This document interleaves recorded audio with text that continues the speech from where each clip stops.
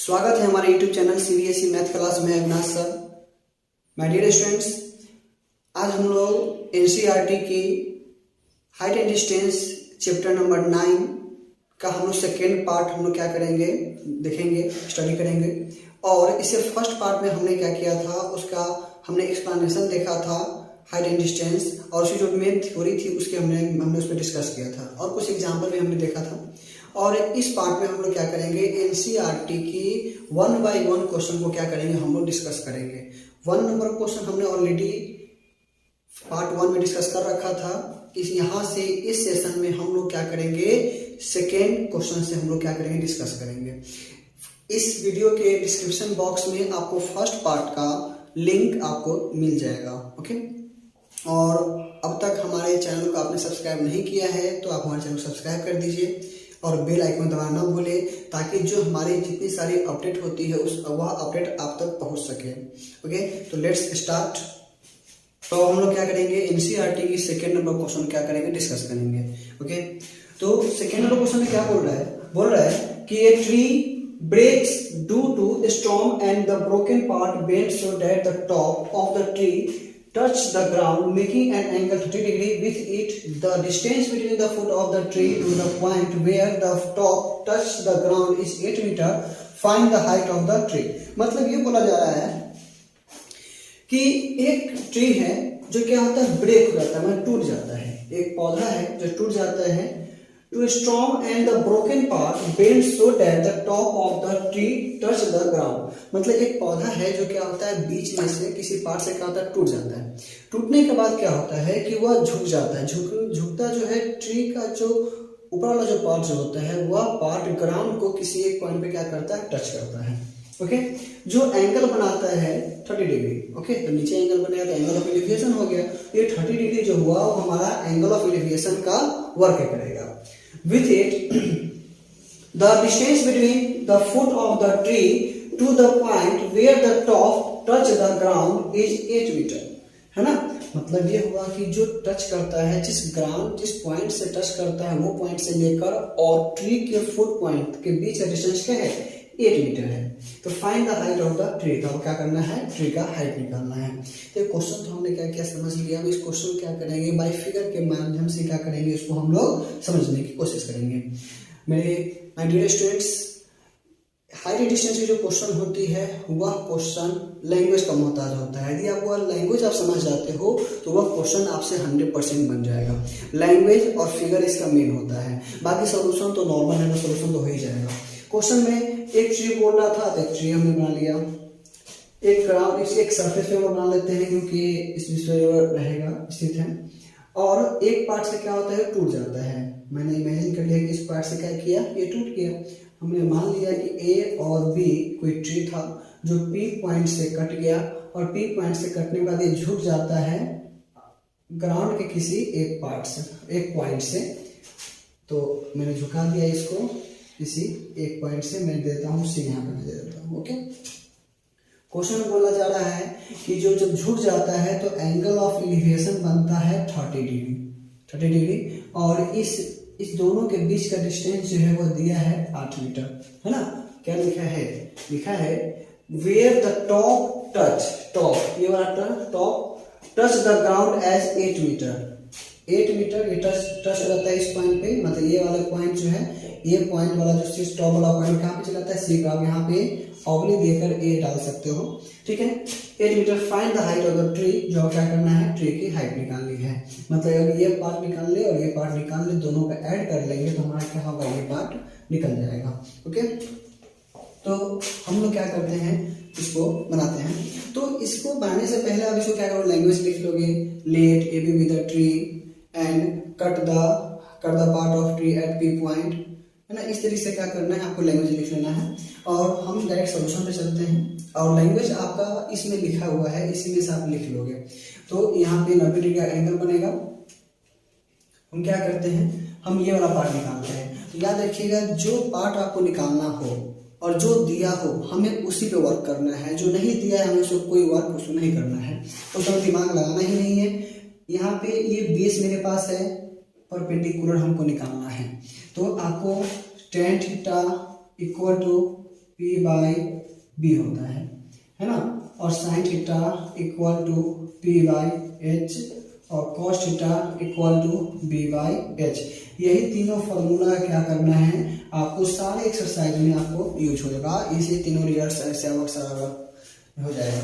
तो हम यहाँ पे परपेंडिकुलर और बेस का रिलेशन है, परपेंडिकुलर और बेस का रिलेशन हमें हाइपोटेनस को लेना देना है नहीं, तो क्या लगाएंगे tan थीटा लगाएंगे, tan थीटा इक्वल टू क्या हो जाएगा, थीटा ये है तो tan थीटा ये क्या है P बाई B होता है, तो PB बाई BC, तो PB बाई BC और tan थीटा की वैल्यू क्या है tan 30 degree equal to PB क्या है PB। अब इसको H1 मान लो, इसको H1 मान लीजिए, इसको H2 मान लीजिए, जो ये झुक जाता है तो भी H2 ही बन जाता है ना। तो PB क्या हो जाएगा H1 और BC 8, तो tan 30 की वैल्यू क्या होती है 1/√3 equal to H1 by 8। So H1 equal to क्या हो जाएगा 8/√3, इक्वेशन क्या हो जाएगा फर्स्ट। तो मैंने क्या किया, ये वाला पार्ट हमने निकाल लिया। और हम क्या करें, जो बेंड कर जाता है, झुक जाता है, तो जो पार्ट हमारा झुक जाता है वह यहाँ पे एक नोटिस कीजिएगा कि ये इसका क्या कर रहा है, हाइपोटेनस का काम कर रहा है। ओके, तो फिर लेते हैं अगेन करते हैं, अगेन ले लिए, अगेन हम क्या लेते हैं ट्रायंगल PBC में ले लेते हैं, बिकॉज कि वो झुकता है तो वही H2 बनता है। तो हमें क्या करना है, इसमें हमें निकालना है हाइपोटेनस और गिवन है मेरे पास बेस। तो खोजो यहाँ पे क्या है बेस या और हाइपोटेनस के बीच में कौन सा रिलेशन है उसके बारे में। तो यहाँ पे है बेस और हाइपोटेनस का रिलेशन, तो हम क्या लगाएंगे cos 30 डिग्री इक्वल टू क्या आ जाएगा B बाई H होता है, तो BC बाई क्या आ जाएगा PC। आप PC A भी ले सकते हैं बिकॉज कि A और C दोनों लाई कर रहा है, वही जो उसका टॉप इसके ग्राउंड टच कर रहा है इसलिए। तो cos 30 की वैल्यू क्या हो जाएगी √3/2। ओके, और BC कितना है 8 और ये रहा हमारा PC जो डायरेक्ट हमने H2 मान लिया है उसको, तो H2 क्रॉस मल्टीप्लिकेशन करेंगे तो √3 H2 equal to 8 2 16, so H2 equal to 16/√3। Okay, ये हमारा इक्वेशन क्या हो गया सेकेंड। अब देखिए मेरे H2 का वैल्यू आ गया। अब हमें क्या करना है, हाइट ऑफ ट्री निकालना है, तो H1 और H2 क्या कर लेंगे हम लोग ऐड कर लेंगे। क्या लिखेंगे, हेंस द रिक्वायर्ड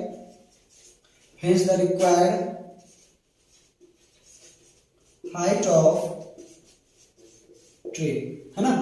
तो क्या हो जाएगा AB equal to H1 plus H2। H1 कितना है, H1 मेरे पास आया है 8/√3, H2 कितना है 16/√3। अब इसको क्या कर लेंगे हम लोग सोल्व कर लेंगे।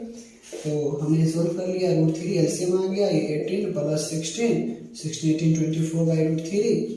ओके, इसको रेशनलाइज कर लेंगे। हम लोग को हमें पता है कि कभी भी डिनोमिनेटर में हम लोग रूट में कोई फंक्शन नहीं छोड़ते हैं, है ना। तो √3/√3 तो 24√3/3, 3 8 जा 24 टाइम्स कर जाएगा, तो इक्वल टू 8√3 मीटर। ये हमारा फाइनली क्या हो गया, ये मेरा आंसर आ गया। Pause the video and note down.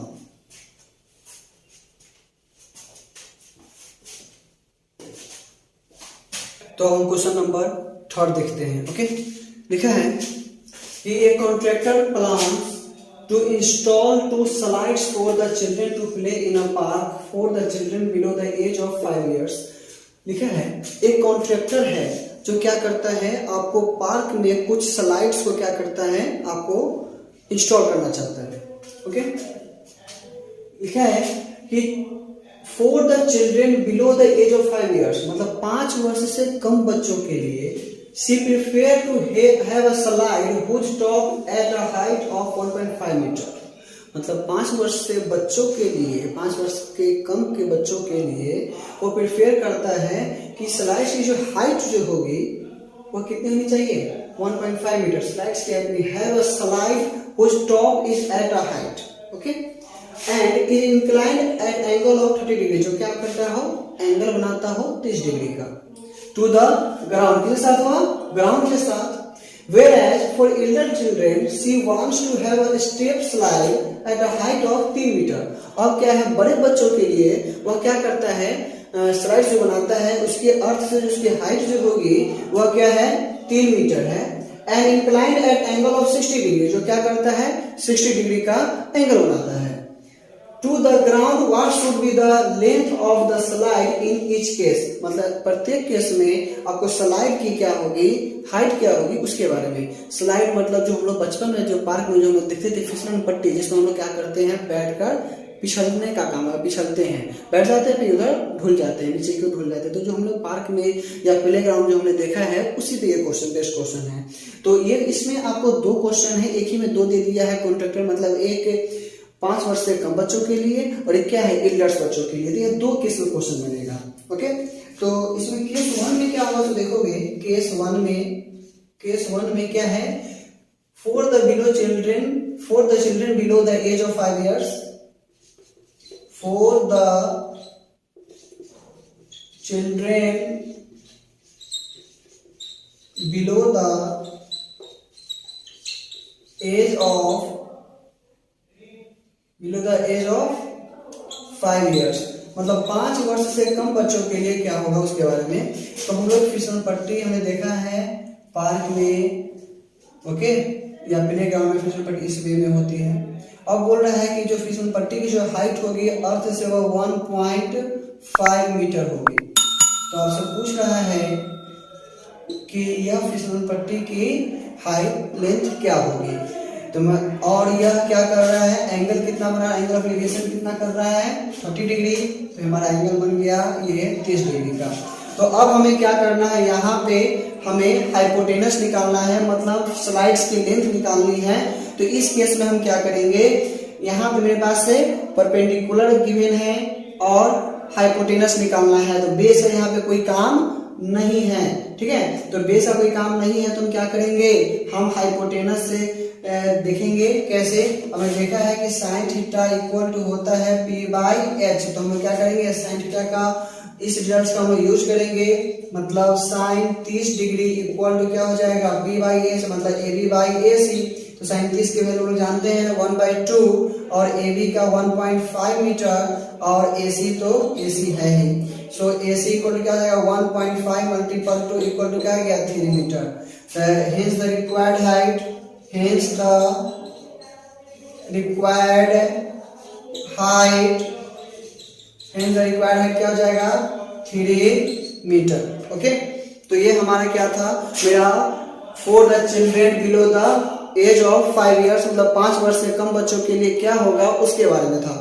अब हम लोग क्या करेंगे, 5 वर्ष से अधिक मतलब जो एल्डर्स बच्चे हैं के सेकेंड में क्या हो जाएगा, सी wants a step slide in height. यहाँ पे देखिएगा वेयर एल्डर चिल्ड्रेन है ना, तो के सेकेंड में क्या होगा, फॉर एल्डर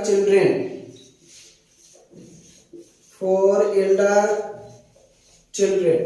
तो उसी परिस्थिति में क्या होगा, यहाँ भी देखोगे हम क्या करते हैं, स्लाइड बना लिए, ओके, और इसकी हाइट जो है 3 मीटर है। यहाँ भी वही केस आएगा, ओके, यहाँ भी यही वही केस आएगा कि हमें ये निकालना है। तो यहाँ पे हम क्या करेंगे, ये एंगल बना रही है कितना, 60 डिग्री बना रही है। तो क्या करेंगे, साइन 60 डिग्री ले लेते हैं। साइन 60 डिग्री के इक्वल टू क्या हो जाएगा, p/h, मतलब pq/pr, और साइन 60 का वैल्यू √3/2 और pq कितना है, 3 मीटर है, मीटर मत लिखो अभी, और pr कितना है, pr तो हमें निकालना ही है। तो हम यहाँ पे क्रॉस मल्टीप्लिकेशन कर लेंगे, तो √3 PR इक्वल क्या जाएगा 6। सो PR इक्वल क्या जाएगा 6/√3। यहाँ पे हम लोग जानते हैं कि डिनोमिनेटर में कभी भी रूट का फंक्शन नहीं होता है, तो सिंपलाइज कर लेंगे √3/√3 इक्वल टू 6√3/3, 3 2 जा 6 इक्वल क्या गया 2√3। हम यहाँ पे क्या लिखेंगे, hence the required height equal to क्या जाएगा 2√3 मीटर। ये हमारा आंसर हो गया। तो ये हमारा क्या था, क्वेश्चन नंबर 3 का था। और हम लोग क्वेश्चन नंबर 4 देखेंगे। नेक्स्ट क्वेश्चन क्या लिखा है, पहले हम क्वेश्चन समझ लेते हैं। क्वेश्चन लिखा है the angle of elevation of the top of a tower from a point on the ground which is 30 metre away from the foot of the tower is 30 degree, find the height of the tower. मतलब ये क्या करना है कि एक tower है तो tower है, तो हम मान लेते हैं ए और बी कोई टावर है, किसी सरफेस पे लाई करता है, सरफेस होगा एक ग्राउंड पे, कोई भी चीज ग्राउंड पे ही होता है, और ये टावर जो है इसके टॉप से ग्राउंड के किसी एक पॉइंट पे एंगल ऑफ एलिवेशन बना रहा है। कितना बना रहा है? 30 डिग्री, 30 डिग्री बना रहा है। Okay, which is 30 metre away, which is जो क्या है 30 metre away from the foot of the tower, मतलब जो क्या है 30 मीटर अवे है, कहां से? दूर है, 30 मीटर दूर है टावर के फुट से। तो 30 का डिस्टेंस कितना हो गया? 30 मीटर। तो हमें क्या करना है? हमें निकालना है हाइट ऑफ टावर निकालना है। हमें क्या निकालना है? Height of, find the height of tower होगा, find the height of tower, sorry. अब देखिए हमें क्या करना है? टावर का हाइट निकालना है।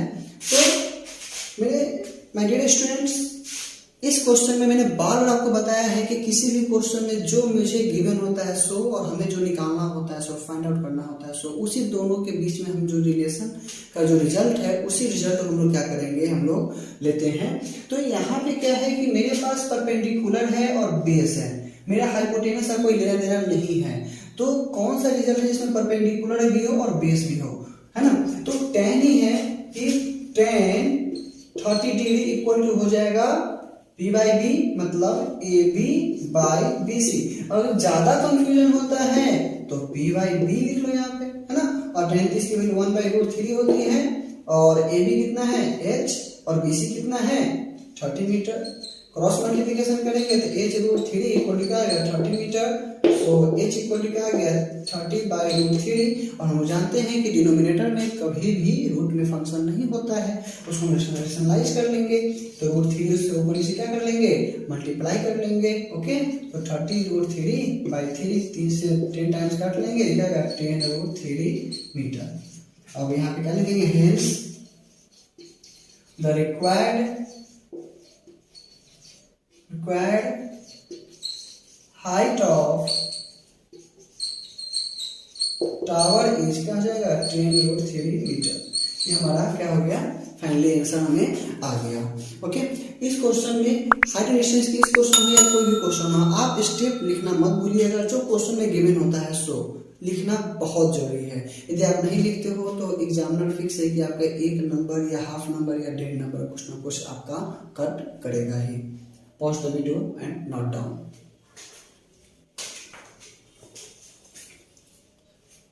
क्वेश्चन नंबर नेक्स्ट देखेंगे। क्वेश्चन नंबर नेक्स्ट क्या बोल रहा है? A kite is flying at a height of 60 meter above the ground. The string attached to the kite is temporarily tied to a point on the ground. The insulation of the string with the ground is 60 degree. Find the length of the string, assuming that there is no slack in the string. तो ये question kite based question है।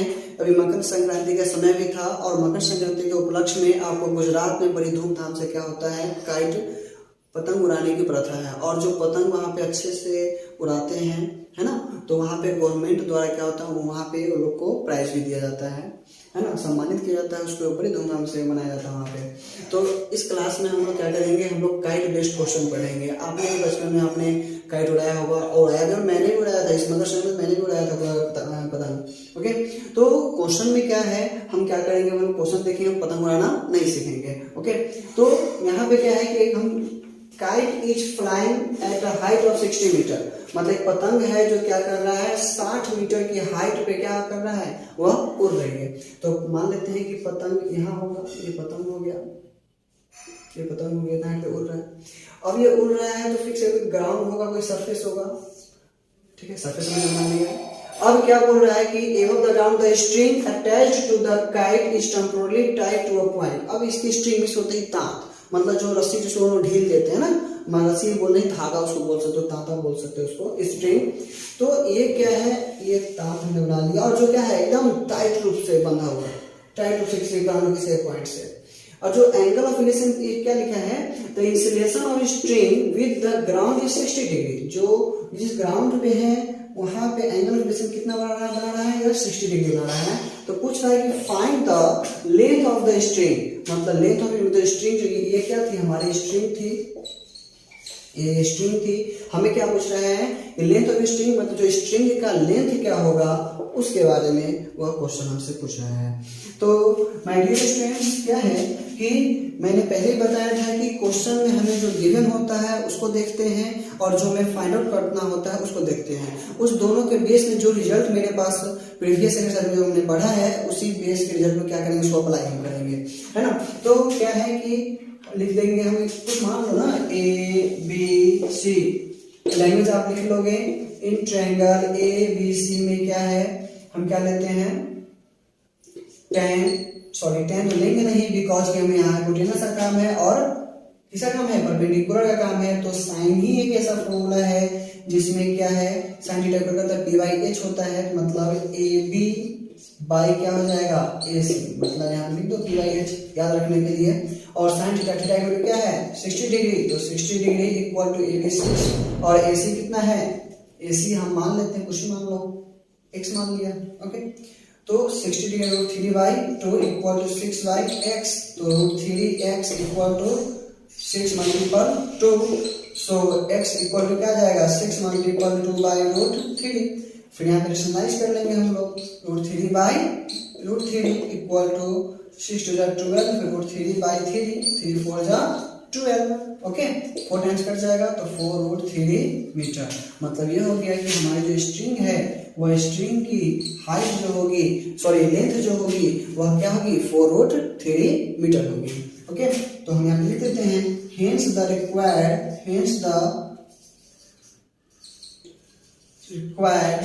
Length of string equal to 4√3 meters. Pause the video and note down.